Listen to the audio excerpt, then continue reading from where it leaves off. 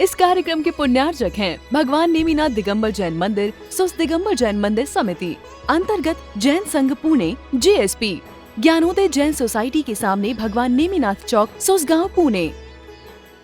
नमोस्तु महाराज जी। लेकिन गुरु के सत्संगति से तो हम आगे बढ़ सकते हैं, उनको इनकी तरफ उनकी चेहरे देखकर। हाँ तो वही तो बता रहे हैं, उनका अनुकरण कर सकते हैं। तो वही तो बता रहे हैं। यदि हमें ये फील होने लगे कि हम नहीं कर पा रहे हैं तो जाओ किसी के पास, वही बोल रहे हो महाराज जी। किसी को अपनाओ, किसी से पूछो तो सही। लेकिन ये स्टेज भी तब आएगी जब व्यक्ति ये सोचेगा। जब ये सोचेगा ही नहीं तो उससे कहाँ ये विचार आएगा कि किसके पास मैं जाऊं, किसकी मदद लेने जाऊं, कौन मुझे बचा पाएगा, कौन मुझे संभाल पाएगा।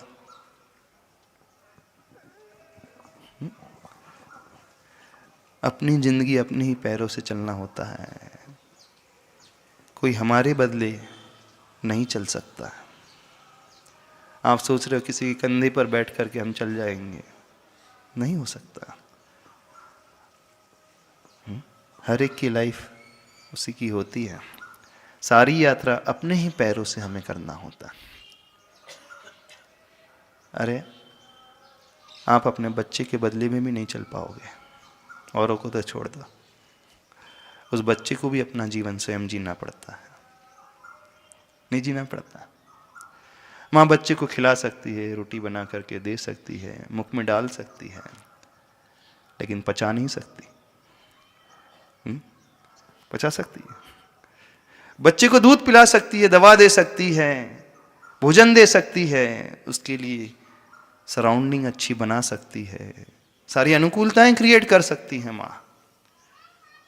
सही समय पर उसे भोजन करा सकती है, जो वो चाहता है उस प्रकार का भोजन बना करके दे सकती है, जब वो चाहता है तब बना करके दे सकती है। लेकिन एक सीमा के बाद माँ के हाथ में भी कुछ नहीं रहता है। जो भोजन बच्चे के पेट में गया, माँ नहीं पचा सकती उसे। पचा सकती है? नहीं पचा। अब उसे पचाना बच्चे को स्वयं करना पड़ेगा। ये कार्य अब हमारे आश्रित है और किसी और के आश्रित नहीं रहेगा। जीवन में भी ऐसे ही होता है। बहुत कुछ हमें अपने ही पैरों से चलना पड़ता है, अपने ही हाथों से करना पड़ता है, अपना जीवन स्वयं जीना पड़ता है। वो एक सपोर्टिंग रोल अदा कर सकते हैं, एक स्टेज तक हेल्प कर सकते हैं, लेकिन अंततोगत्वा तो करना तो स्वयं को ही पड़ेगा। ये सोच तो आपको स्वयं लाना पड़ेगा। भगवान भी हमारे लिए नहीं सोच सकते। दूसरा व्यक्ति हमारे लिए सिर्फ भावना कर सकता है, इससे ज्यादा कुछ नहीं कर सकता। जब हम किसी दुखी को देखते हैं तो हम धर्म ध्यान की भावना कर सकते हैं, हे भगवान इसके कष्ट दूर हो जाएं। थोड़ा बहुत हेल्प कर सकते हो, पर एक लिमिट के बाहर जाकर के इससे ज्यादा कुछ नहीं कर पाओगे आप। और कोई किसी के बदले में ज्यादा नहीं भी कर सकता, नहीं कर पाएगा। अंततोगत्वा हमें स्वयं ही करना होगा। तो जीवन में सफलता पाने के लिए, जीवन में उस रियल हैप्पीनेस पाने के लिए, आनंद पाने के लिए, उस रास्ते को स्वयं अपनाना होगा। उस रास्ते की शुरुआत उस एनालिसिस से ही होकर गुजरेगी। अपनी कमियों को हमें स्वयं खोजना होगा। वो शुरुआत है, वो प्रारंभिक स्टेज है। जब आप दूसरों का एनालिसिस कर ले जाते हो तो अपना भी तो किया करो थोड़ा सा। बोलिए। हम जो अतीत में गलतियां कर, नमस्ते महाराज जी। हाँ। जो हम अतीत में जो गलतियां करते हैं उसका थोड़ा संबंध हमारे वीकनेस से भी होता है, तो वीकनेस का एनालिसिस करना जरूरी होता है। हाँ ठीक है, गलतियां हो गई हैं तो उसमें इंप्रूवमेंट करो ना। अब हो गई तो हो गई। दुनिया में किससे गलतियां नहीं होती? ह्यूमन बीइंग है वो, तो गलती का पुतला ही है। किससे मिस्टेक्स नहीं होती? होती, सबसे होती है। तो वीकनेस से रिलेशन आता होगा ना उसका। हाँ तो उन कारणों को खोजने की कोशिश करो ना। क्यों गलतियां हो रही हैं, क्यों हो गई हैं अथवा हो रही हैं, क्यों एक्स्ट्रा एक्सपेंसेस हो रहा है। जैसे आप कंपनी में करते हो उसको कट करो, जो भी हो रहा है फालतू का, अननेसेसरी हो रहा है, उसे हम रोकने की कोशिश करें। पहली स्टेज वो है, हाँ ये तो रुक गया, अब इसमें क्या इंप्रूव किया जा सकता है, वो बात की स्टेज आएगी। क्या डिफिकल्ट है? इसे बोलने में अच्छा लग रहा है, सुनने में अच्छा लग रहा है, कि इंप्लीमेंट करना बड़ा डिफिकल्ट है, क्या है? ऐसा विचार भी आता होगा, कई लोग सोचते हैं महाराज जी आप तो उसे बताते रहते हो, आपको तो उसे मुंह चलाना है, आपको तो उसे बोलना ही है, लेकिन जिस पर बीतती है, जो जीता है, उसे समझ में आता है, उस समय कुछ सूझता नहीं है। ये सब सुनने में अच्छे लगते हैं, प्रवचन में अच्छे लगते हैं, सब बातें ऐसी है ना लेकिन जब रियल लाइफ में ऐसी घटनाएं घटती हैं, उस समय कुछ भी समझ में नहीं आता है,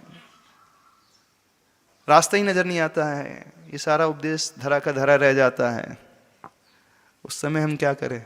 ऐसा ऐसा तो नहीं सोच रहे। नमस्ते गुरुजी।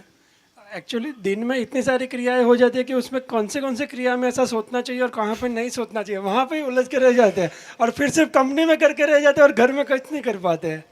यहाँ पे शॉर्ट एनालिसिस रुक जाता है अपना। आपकी प्रायोरिटी क्या है पहले तो बताइए हमें लाइफ में। आपकी कंपनी है, आपकी फैमिली है, आपका रियल हैप्पीनेस है, आपका जीवन है, क्या है? हम ये जानना चाहते सर, मुख्यता क्या है आपकी जिंदगी? सब में बैलेंस करके चलना पड़ता है महाराज जी। जो व्यक्ति बैलेंस करेगा तो फिर अच्छे से रहेगा, उसको फिर प्रॉब्लम ही नहीं आएगा। क्या बोल रहे हैं आप? हाँ,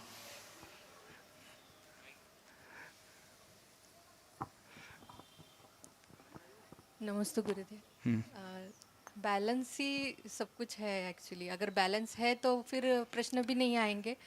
और जो बात कर रहे हैं उससे सबसे पहला जो आता है जिज्ञासा का अभाव है, इसीलिए ये सारा हो नहीं पाता है कि मेरे जीवन में कुछ स्वॉट एनालिसिस का पहला स्टेप यही है कि हम जानना चाहते हैं कि कहाँ पे हमारा इम्प्रूवमेंट हो सकता है और कहाँ पे हम गलत हो रहे हैं। तो वो जिज्ञासा बहुत महत्वपूर्ण है। नहीं, ये प्रश्न भीतर से उठाना पड़ेगा, स्वयं को उठाना पड़ेगा। आपके बदले और कोई नहीं कर पाएगा। शुरुआत वहीं से होती है। इस कारण आचार्य भगवान ने वो श्लोक लिखा है, वहां सिर्फ प्रश्न उठाए हैं और छोड़ दिया उन्होंने, उत्तर नहीं दिया। हम इतने दिनों से चर्चा कर रहे हैं मैं कौन हूं, फिर दूसरा प्रश्न उठाया, सोचो कि दृग्गुणा, मेरी क्वालिटीज क्या हैं, मैं कहाँ लैक कर रहा हूं। क्वालिटीज मतलब मेरी स्ट्रेंथ्स क्या है, जिसे आप वर्तमान में कहते हैं स्ट्रेंथ्स, वीकनेसेस, क्या अपॉर्चुनिटीज हैं, क्या थ्रेट्स हैं। सोचो अपने बारे में, प्रॉपरली एनालाइज तो करो, लिखो तो कहीं। वहीं से होकर के रास्ता निकल कर जाएगा और कहीं से नहीं आने वाला। अब आप कह रहे हैं क्रिया में इतने उलझ जाते पता ही नहीं चलता है, तो आपको ये नहीं पता अपन क्यों जी रहे हैं, किसके लिए जी रहे हैं, क्या हमें पाना है, क्यों हमें पाना है। फ्लो विद द टाइम, है ना। क्या क्या कहते हैं लोग, आप लोग बस भाव में बहते चले जाओ, जो चल रहा है सब चलते चले जाओ। होता है कौन flow with the life, flow with the time, जो हो रहा है होने दो। बोले इसमें हम टेंशन फ्री रहते हैं।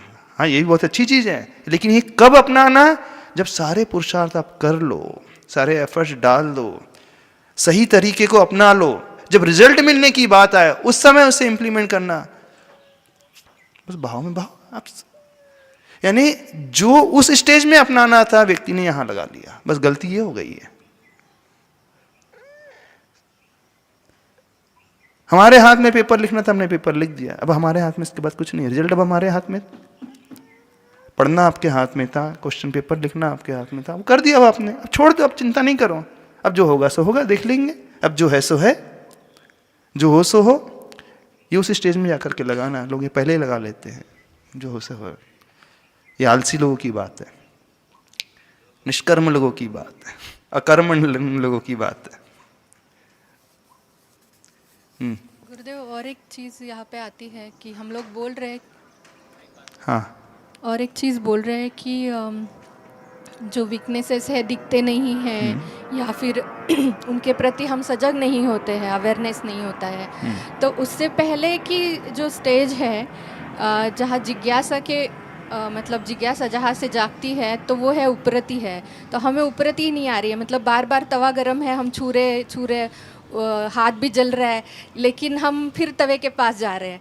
तो वीकनेस तो वहीं से स्टार्ट हो जाती है कि हम आदी हो गए हैं उस दर्द के लिए। तो हमें सजगता बिल्कुल नहीं आ रही है उसकी वजह से। कल हमने वो उदाहरण दिया था स्तंभे रमा का, जी है ना। सब स्तंभे रमा बन करके उस हाथी की भांति जी रहे हैं, अपने क्षमता को भूल करके, और मान लिए हैं कि बस मेरा जीवन ऐसा ही है। वो हाथी तोड़ सकता है उस रस्से को, सांकल को तुरंत तोड़ सकता है, लेकिन उसकी आदत में आ गया है, नहीं मैं नहीं तोड़ पाऊंगा, इसी में रम गया है वो। अब आप कह रहे हो कि हम इतने व्यस्त हो जाते हैं एक्टिविटीज़ में, हमें पता ही नहीं चलता, एक के बाद दूसरी, दूसरी के बाद तीसरी, तीसरी के बाद चौथी, टाइम ही नहीं मिलता। अब ये तो आपको निकालना पड़ेगा, ये तो सोचना आपको पड़ेगा। ये तो सोचो आप क्यों कर रहे हो। ठीक है, बहुत सारी एक्टिविटीज़ आप नेक टू नेक करे चले जा रहे हो, लेकिन क्यों, किसके लिए आखिर। हाँ, एक साइकिल चल जा रहा है आपका, 24 आवर्स का फिक्स हो गया है, लेकिन क्यों, किसके लिए। यह प्रश्न, यह जिज्ञासा आपके भीतर की होगी, तभी जीवन बदलेगा। अदरवाइज जो आज तक आप करते आ रहे थे वही भविष्य में करते रहोगे, जो चलता आ रहा था वही हमेशा चलता रहेगा, और जो पाते आए हों वही हमेशा मिलता रहेगा। आपने क्या पाया है, सिवाय टेंशन के, सिवाय दुख के, सिवाय विकल्पों के, कुछ नहीं पाया है। तो बस यही मिलेगा भविष्य में, क्योंकि रास्ता वही अपनाते आ रहे हो जो आपने पूर्व में किया है, चला है। यदि आप कुछ नया पाना चाहते हो, अच्छा पाना चाहते हो, तो आपको उसके अतीत के रास्ते को बदलना पड़ेगा, और उसकी शुरुआत उस सोच से होती है। तो सोचोगे कि नहीं, क्या था, क्या हूं, क्या बनूं, रे मन अब तो सोच, वरना मरना वरण कर, बार बार अफसोस। लास्ट टाइम में जीवन में सिर्फ रिग्रेट के अलावा कुछ नहीं बचेगा आपके पास। तो वो रिग्रेट पैदा हो उससे पहले ही अपना एनालाइज करो, एनालिसिस करना सीखो अपने आप का। देखो अपने आप को, हम कहाँ लैग कर रहे हैं, क्यों लैग कर रहे हैं। नमोस्तु गुरुदेव। प्राय जैसे हम यहाँ पर 80% आईटी इंडस्ट्री से लोग बैठे हैं, ईयर एंड में सबको पता है हमारी ये प्रोसेस होती है परफॉर्मेंस एनालिसिस, मगर हर कोई उसमें ये देखना चाहता है मैंने क्या अच्छा किया, मैंने क्या मैं, और जब डिस्कशन होता है तो डिस्कशन उसी डायरेक्शन में जाता है कि मुझे ये बताओ मैंने क्या अच्छा किया। कहीं पे भी उस पर फोकस कोई ये नहीं डालना चाहता है कि मैंने क्या गलत किया और मैं क्या अच्छा कर सकता हूँ। तो शायद आप इस मंच से सबको वो एक मैसेज दे सकते हैं कि अगर जब हम लोग ये सुधर जाएंगे कि मैंने क्या नहीं अच्छा किया और मैं क्या अच्छा कर सकता हूँ, तो अपने आप आपका परफॉर्मेंस अगले साल सुधर जाएगा। एक बात आती है, व्यक्ति यदि ऊंचाइयों को छूना चाहता है तो हमेशा जहां वह इम्परफेक्ट है उसको देखने की कोशिश करे। यहां उसे कभी सेटिस्फाइड नहीं होना चाहिए, यहां कभी संतोष नहीं आना चाहिए उसे। आज तो टाइम हो गया, बड़े अच्छे छोटी सी कथा आती है। एक बेटा था, पुत्र था, बड़ी अच्छी पेंटिंग बनाता था।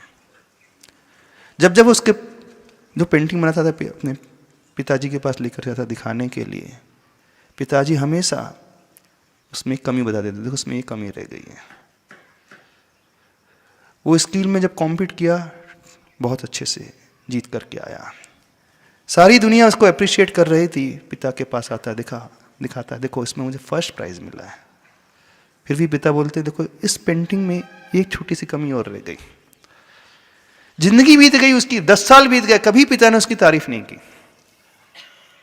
कभी प्रशंसा नहीं की। थक गया, हार गया, बड़ा परेशान हो गया। और एक बार उसके मन में विचार आया, क्यों ना मैं पिता को ही समाप्त कर दूं। देखना ये रियल घटना है।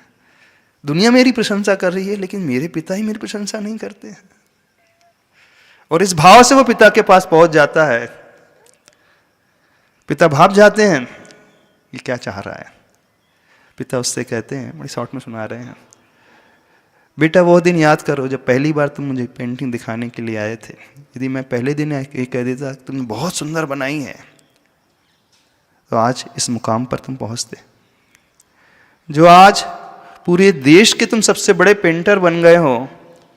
मैंने हर बार तुम्हारी पेंटिंग में तुम्हें कमाई दिखाई थी, और उसका परिणाम यह निकला कि तुम में और इंप्रूवमेंट आता गया। यदि मैं उसी दिन ही कह देता, शाबाशी दे देता कि बहुत अच्छा काम किया, तो तुम जहां थे वहीं रह जाते। मेरा उद्देश्य तुम्हें नीचे दिखाना नहीं था, मेरा उद्देश्य तो था कि तुम बहुत आगे बढ़ते चले जाओ। यदि हमें आगे बढ़ना है तो हमने क्या पाया यह नहीं देखना चाहिए, क्या बाकी है यह देखना चाहिए। तभी व्यक्ति शुद्ध बन पाता है, सिद्ध बन पाता है। हमेशा यह सोचना चाहिए कि मुझ में कमी कहाँ रह रही है। आचार्य भगवान भी हमेशा कहते हैं, देखो अभी ये बाकी है। यदि हम उनकी प्रशंसा करते हैं, सारी दुनिया उनकी प्रशंसा करते हैं, तो आचार्य श्री कहते हैं, अरे अभी हम क्या कर रहे हैं? देखो वे मुनिराज कैसी साधना करते हैं, हम उनकी तुलना में कुछ कर ही नहीं पा रहे हैं। हमारी दृष्टि में हम देख रहे हैं कि बहुत कुछ कर रहे हैं, लेकिन वो क्या कर रहे हैं? कहाँ तो वे और कहाँ हम। जब आप कंपैरिजन करते हो ना, उसके फ्लैट इतना अच्छा है तो आप देखते हो मेरा कम है, उसकी गाड़ी 50 लाख की है तो आप सोचते हो कि मेरी तो अभी तो 40 की है। वहां तो ही करते हो, लेकिन अपने लाइफ को इंप्रूव करने के लिए, गुणों की विकास के लिए क्यों नहीं सोचते हो? वहां आप कंपैरिजन करते हो, उसके पास 4 फ्लैट है, उसके पास 4 गाड़ियां हैं, उसका इतना पैकेज है। हमारा जीवन कैसा होना चाहिए? मुझ में कहां कमी है? उस कमी को दूर करने के लिए कंपैरिजन क्यों नहीं होता है? तो उसकी शुरुआत उस वीकनेस की एनालिसिस से ही होती है। बस इतना ही कहना चाहते हैं, समय हो गया अभी। बोलिए आचार्य परमेष्टि गुरुदेव श्री विद्यासागर जी महाराज की जय। इस कार्यक्रम के पुण्यार्जक हैं भगवान नेमिनाथ दिगंबर जैन मंदिर, सुस दिगंबर जैन मंदिर समिति, अंतर्गत जैन संघ पुणे, JSP, ज्ञानोदय जैन सोसाइटी के सामने भगवान नेमिनाथ चौक, सुसगांव, पुणे।